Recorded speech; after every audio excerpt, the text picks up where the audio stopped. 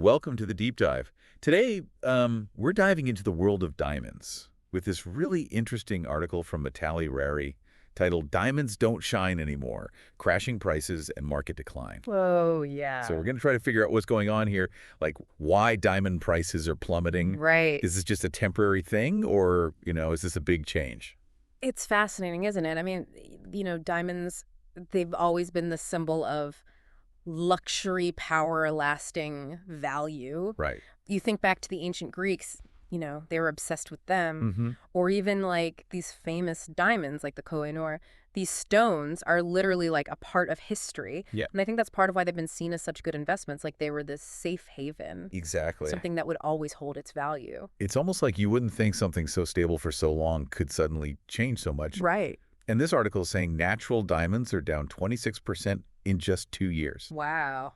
And then lab-grown diamonds even more, 74% since 2020. Yeah, that's huge. These are big numbers. Yeah, it is. It's having a big impact even for like the big companies. De Beers apparently has like $2 billion of unsold diamonds. Wow. And they had to cut production by 20%. That's a lot. It's a lot. So what's going on? Well, I mean, the economy is not doing great right now, Right, especially, post-pandemic and particularly in China. Mm-hmm. That's definitely a factor.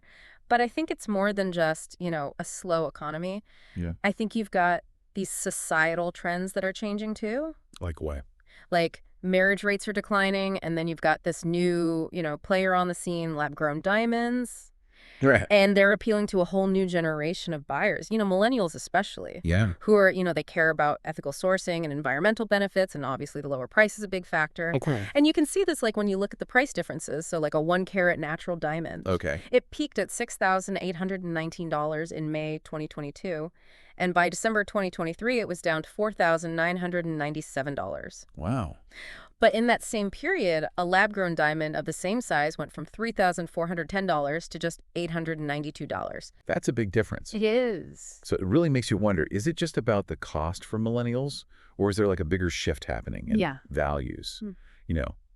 Are we moving away from traditional luxury Right. towards something more sustainable, something more ethical? That's the million-dollar question, isn't it? I mean, this isn't just about diamonds. This feels like part of a much bigger cultural change that's happening. Yeah. Millennials and Gen Z, they're really leading this charge towards conscious consumerism. Mm-hmm. They want transparency. They want ethical practices from the brands they support, and it's putting huge pressure on industries like the diamond industry to adapt. Totally. So you're saying that it's more than just about the price tag. Yeah, I think so. I think lab-grown diamonds represent, a different set of values, like Yeah. a different way of thinking about luxury and what it means to own something precious. Okay. It's about aligning your purchase with your personal ethics Yeah. and, with your commitment to a sustainable future. And that really resonates with this generation. And I think it's going beyond just millennials, too. I think so. I feel like we're seeing this desire for transparency and ethical sourcing Yeah. across like so many different industries Absolutely. and demographics. And it makes me think about what De Beers is doing to try to counter this trend. Right. They're spending a lot of money on advertising, Mm-hmm. trying to push natural diamonds. Yeah. We see celebrities wearing them at the Oscars and stuff. Right. But is that going to work? Yeah. With this generation that's so skeptical of marketing Mm-hmm. and focused on, authenticity and social impact? It's a good question. And I think it's hard to say for sure what the future holds for the diamond industry. It's Yeah. like this weird paradox because the whole idea of a diamond's value Right. is tied to this idea of scarcity. Yeah.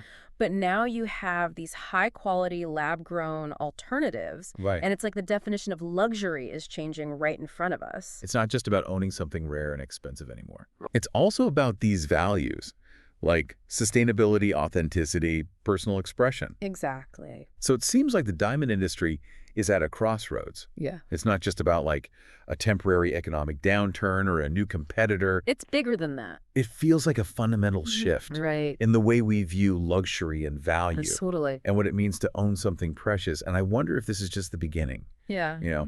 Is this trend toward conscious consumerism going to extend to other luxury markets too? That's a great question, and it's one we should definitely explore further. Yeah, What we're seeing with diamonds could be like a sign of things to come for the whole luxury landscape. right. But to really understand what's going on, we need to look at how this is playing out in other markets. Okay. Like, let's look at the fashion industry. They're dealing with similar challenges around sustainability and ethical sourcing. Yeah. And maybe their strategies can give us some insights into what might happen with diamonds. That's a great idea. Let's take a closer look at what's going on in the fashion world. So when we look at fashion, you see some really interesting similarities, right? Definitely. Like for years, fast fashion has been huge, Yeah, cheap, trendy clothes everywhere. right. But now people are starting to realize, the environmental cost, the ethical cost of all that. For sure. And consumers, especially younger people, are demanding more transparency. Like, where did my clothes come from? How are they made? Totally. And you see that reflected in the growing popularity of these sustainable fashion brands. Right. The ones that prioritize, ethical sourcing, fair labor practices, environmentally friendly materials. Yeah. And are people actually willing to pay more for that? Oh, yeah, absolutely. I mean, just like with lab-grown diamonds, Interesting. there's this willingness to pay a premium for those values. And it seems like even the big fashion brands are starting to get it. Yeah. You see them launching sustainable lines, using new materials, working with ethical suppliers. Right. They're realizing they have to adapt. They have to, or they'll get left behind. Exactly. And it's not just the big guys either. Oh, yeah. There are tons of smaller independent designers who are really leading the way in sustainable fashion. Creating these cool, stylish pieces, Yeah, but doing it ethically. exactly. So it's almost like sustainability is becoming like a new kind of luxury. It is. It really is. It's not just about owning something expensive or exclusive anymore. Oh, It's yeah. also about knowing that it was made with care for the planet and the people who made it. It's like what we were saying about diamonds. Exactly. It's this shift Yeah. from material possessions to aligning your purchases with your values. Aligning your wallet with your values. That's a good way to put it. And it makes me think maybe this whole conscious consumerism thing is about taking back some control. Oh, interesting. In a world where we're bombarded with choices. Right. It's like making a conscious decision to support the brands and products that reflect what we'd really care about. I think you're right. And it's not just about individual choices either. It's about creating a movement, Yeah. a collective push towards a more sustainable and ethical future. And when enough consumers demand change, Yeah, the industries have to listen. exactly. And that's what we're seeing now, not just with diamonds and fashion, Right. but across so many different sectors. So to bring it back to diamonds, Yeah. this downturn, is it just a blip or is this like a permanent change? It's hard to say for sure, but I think it's definitely a sign that the diamond industry is transforming. Okay. The old model based on scarcity and exclusivity, Right. it's not working so well anymore. Especially with younger generations.